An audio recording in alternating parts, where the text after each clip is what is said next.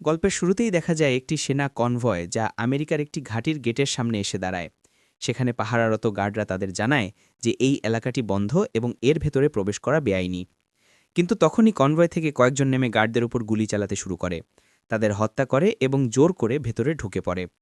বন্ধুরা, আপনাদের জানিয়ে রাখি, এই জায়গাটি হলো এরিয়া 69, যা নিয়ে বইপত্রে অনেক আলোচনা হয়। এখানে এমন কিছু গোপন রাখা হয়েছে যা আজ পর্যন্ত কেউ দেখেনি। হয়তো সেই জিনিসটি উদ্ধার করতেই এরা এখানে এসেছে। ভেতরে ঢোকার পর তারা গাড়ি থেকে দুজনকে টেনে বের করে। তাদের একজন হলেন বিখ্যাত প্রত্নতাত্ত্বিক ইন্ডিয়ানা জোন্স এবং অন্যজন তার বন্ধু জর্জ। জর্জ বুঝতে পারে যে এরা সবাই রাশিয়ান এবং এখানে এমন কিছু রাখা আছে যা পাওয়ার জন্য তারা মরিয়া। এই কারণেই তারা সেনাদের হত্যা করেছে। কিন্তু আমেরিকা যদি জানতে পারে যে রাশিয়ানরা তাদের ঘাঁটিতে ঢুকেছে, তবে যুদ্ধ বেঁধে যেতে পারে। এরই মধ্যে এক অফিসার জোন্সকে জিজ্ঞেস করে, ওই দেখো, তুমি কি ওই ওয়্যারহাউস বা গুদামটি চিনতে পারছো? জোন্স হ্যাঁ বা না কিছুই বলে না, বরং সবার সামনে ওই অফিসারের মুখে থুথু ছিটিয়ে যায়। এতে অফিসারটি ভীষণ রেগে যায় এবং তাকে মারতে উদ্যত হয়। ঠিক তখনই সেখানে এক নারী এসে উপস্থিত হয়, যাকে সবাই কর্নেল ইরিনা বলে ডাকে। ইরিনা এসে সরাসরি জোন্সের সাথে কথা বলে এবং একটি বিশেষ বাক্সের ব্যাপারে জানতে চায়। কিন্তু জোন্স অস্বীকার করে বলে যে সে কোনো বাক্স সম্পর্কে কিছুই জানে না। তখন ইরিনা তাকে মনে করিয়ে দেয়, কয়েক বছর আগে ইউএস আর্মির হাতে একটি বিশেষ জিনিস এসেছিল, যার গবেষক দলে তুমিও ছিলে। জোন্স বুঝতে পারে সে কোন জিনিসের কথা বলছে। এরপর তারা ওয়্যারহাউসের ভেতরে যায়। জোন্স বুঝতে পারে যে বাক্সটি খুঁজে না দিলে তারা তাকে মারতে দ্বিধা করবে না। তাই সে এক অদ্ভুত কায়দায় বারুদ ব্যবহার করে অসংখ্য বাক্সের মাঝখান থেকে সেই নির্দিষ্ট বাক্সটি খুঁজে বের করে। যখন তারা বাক্সটি খুলে ভেতরে এমন কিছু দেখতে পায় যা ছিল অত্যন্ত রহস্যময়। সেখানে একটা হাত রাখা ছিল যা অদ্ভুতভাবে শক্ত হয়ে আছে, যেন কোনো মমি। কিন্তু আসল ঘটনা হলো, আজ থেকে ১২ বছর আগে ইউএস আর্মি অ্যামাজনের একটি অংশে কোনো কিছু ক্র্যাশ হওয়ার খবর পায়। তারা সেখানে গিয়ে একটি ইউএফও এবং একটি এলিয়েন খুঁজে পায়। সেই এলিয়েনটিকেই তারা মমি বানিয়ে এখানে সুরক্ষিত রেখেছিল। জোন্স জানত যে কাজ শেষ হলে এরা তাকে মেরে ফেলবে, তাই সে খুব চালাকি করে চাবুক মারে রাশিয়ানদের হাত থেকে বন্দুক কেড়ে নেয় এবং তাদের দিকেই তাক করে। কিন্তু পরমুহূর্তে সে অবাক হয়ে দেখে যে তার বন্ধু জর্জ তার দিকেই বন্দুক তাক করে দাঁড়িয়ে আছে। জর্জ বলে সে এখান থেকে খালি হাতে ফিরবে না এবং এই বিশ্বাসঘাতকতার জন্য রাশিয়ানরা তাকে মোটা অঙ্কের টাকা দেবে। জোন্স তখন চারপাশ থেকে ঘেরাও হয়ে পড়ে, তাই সে হাতের রাইফেলটি নামিয়ে রাখে। কিন্তু এখানেও সে চালাকি করে। রাইফেলটি সে এমনভাবে রাখে যে সেটি নিচে পড়ার সাথে সাথেই গুলি বেরিয়ে যায় এবং এক সেনার গায়ে লাগে। এতে সেখানে হট্টগোল শুরু হয়। সেই সুযোগে জোন্স সেখান থেকে পালাতে শুরু করে।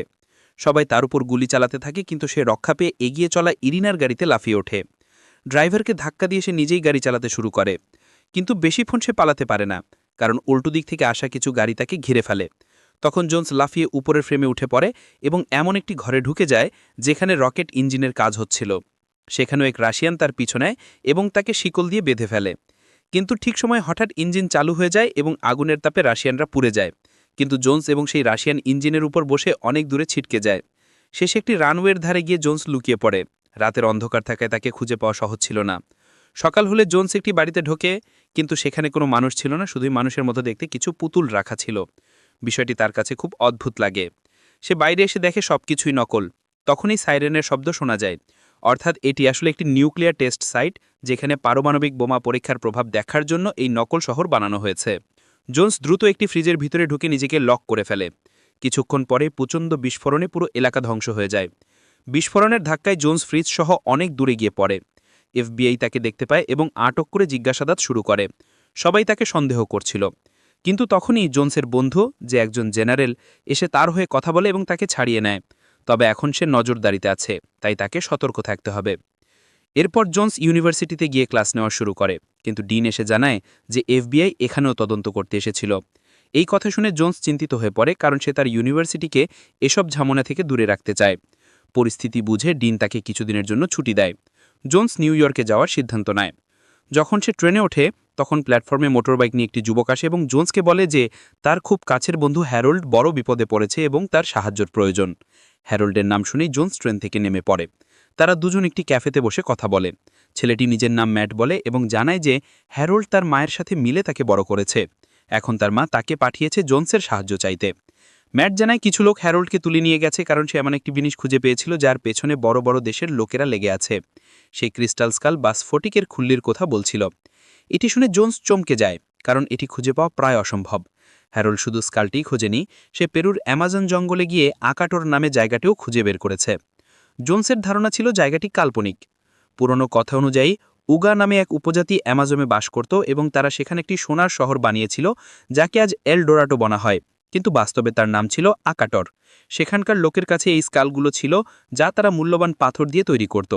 অনেকের বিশ্বাস এই স্কালগুলোর অলৌকিক ক্ষমতা আছে, যা দিয়ে মানুষকে বশ করা যায় এবং অমর হওয়া যায়। কথা বলার সময় ম্যাট খেয়াল করে যে দুজন লোক তাদের উপর নজর রাখছে। ম্যাট জানায় ওই লোকগুলো তার মাকেও তুলে নিয়ে গেছে, কিন্তু তিনি পালিয়ে এসেছেন এবং একটি চিঠি পাঠিয়েছেন। চিঠির সাথে হ্যারোল্ডের আঁকা মানচিত্রের মতো কিছু ছিল। জোন্স বুঝতে পারে পিছনের লোকগুলো রাশিয়ান এজেন্ট। তারা কাছে এসে পিস্তল দেখিয়ে হুমকি দিলে জোন্স একটি বুঠি বের করে।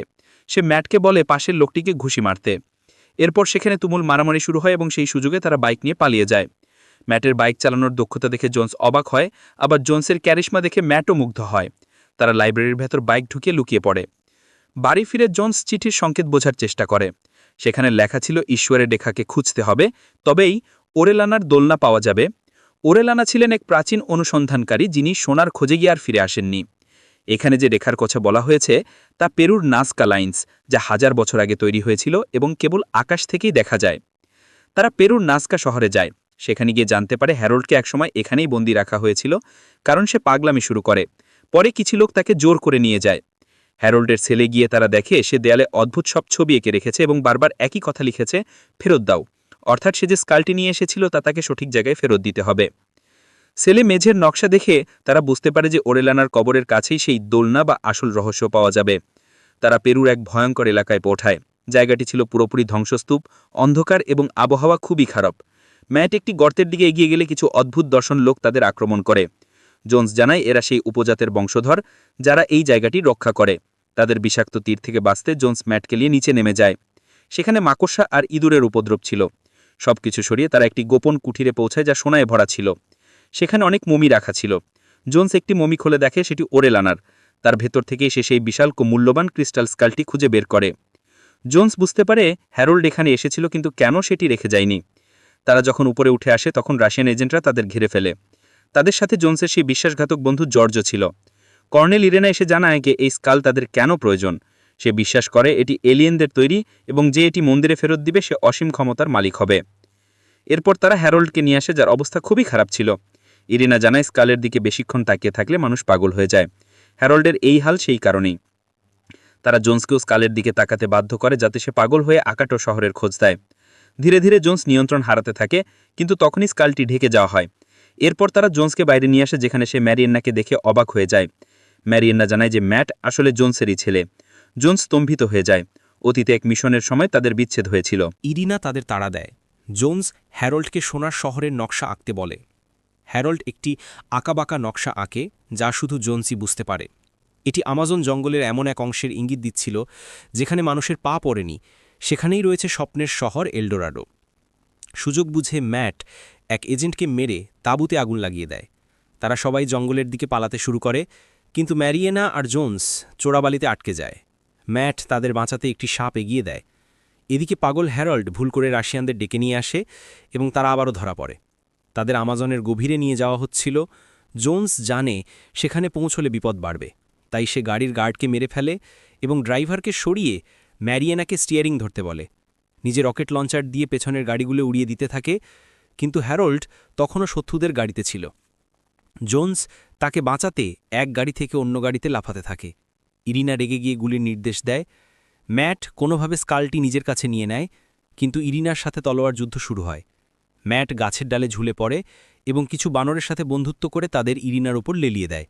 তুমুল যুদ্ধের পর তারা সবাই একটি জলপ্রপাতের সামনে এসে পড়ে। উপায় না দেখে তারা গাড়ি সমেত নিচে ঝাঁপ দেয়। সৌভাগ্যক্রমে তারা বেঁচে যায়। হ্যারল্ড একটি অদ্ভুত জলপ্রপাতের দিকে ইশারা করে, যেখানে একটি স্কালের আকৃতি ছিল। জোন্স বুঝতে পারে ওখানেই সেই মন্দির। তারা ভেতরে ঢুকে দেখে অজস্র সোনাদানা আর মূর্তি। দেয়ালের চিত্র দেখে তারা নিশ্চিত হয় যে পৃথিবীতে এলিয়েনরা এসেছিল এবং মানুষ তাদের দেবতা ভেবে পুজো করত। সেখানে ওঝা উপজাতির বংশধররা তাদের আক্রমণ করে, কিন্তু ক্রিস্টাল স্কালটি দেখালে তারা পিছু হটে। হ্যারল্ড একটি মিনারের নিচে লুকানো পথের সন্ধান দেয়। তারা পাথর সরিয়ে নিচে নামে এবং এক অবিশ্বাস্য জায়গায় পৌঁছায়, যা ইতিহাসের এক বিশাল আবিষ্কার। সেখানে অজস্র সোনাদানা আর মূর্তি ছিল, কিন্তু জোন্সের চোখ ছিল সেই মন্দিরের উপর। স্কালটি দিয়ে দরজা খুলতেই তারা এমন এক ঘরে ঢোকে যেখানে ১৩টি ক্রিস্টাল কঙ্কাল সিংহাসনে বসা ছিল। একটি কঙ্কালের মাথা ছিল না। ইরিনা সেখানে পৌঁছে যায় এবং জোনসের হাত থেকে স্কালটি কেড়ে নিয়ে কঙ্কালের ঘাড়ে বসিয়ে দেয়। সাথে সাথে সব কঙ্কাল জীবন্ত হয়ে ওঠে এবং একটি হয়ে বিশাল এলিয়েনের রূপ নেয়। ইরিনা তাদের কাছে সবকিছু জানার বর চায়। এলিয়েন তাকে অসীম জ্ঞান দিতে শুরু করে, কিন্তু সেই শক্তি সহ্য না করতে পেরে ইরিনা ভস্ম হয়ে যায়। জোনস সবাইকে পালাতে বলে। তারা কোনো ক্রমে বাইরে বেরিয়ে আসে। তখন তারা দেখে মাটির নিচ থেকে একটা বিশাল ইউএফও উড়ে আকাশে উড়ে যাচ্ছে এবং মহাকাশে মিলিয়ে যাচ্ছে। এরপর চারপাশের নদী থেকে জল এসে পুরো সোনার শহর ডুবিয়ে দেয়। এভাবেই এই রোমাঞ্চকর গল্পের সমাপ্তি ঘটে। আপনাদের গল্পটি কেমন লাগলো তা কমেন্ট করে অবশ্যই জানাবেন। দেখা হবে পরের ভিডিওতে। ধন্যবাদ। ভালো থাকবেন।